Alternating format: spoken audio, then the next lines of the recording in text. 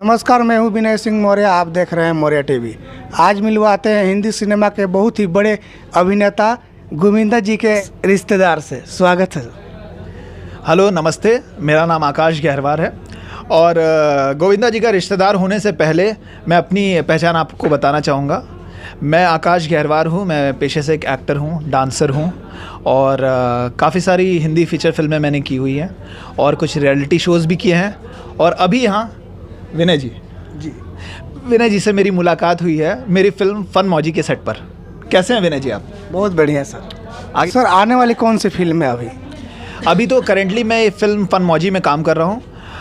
पिछले साल मैंने फिल्म डेविल्स नाइट में काम किया है, जो इस साल रिलीज़ होने वाली है। मे बी मार्च में वो रिलीज़ हो जाएगी।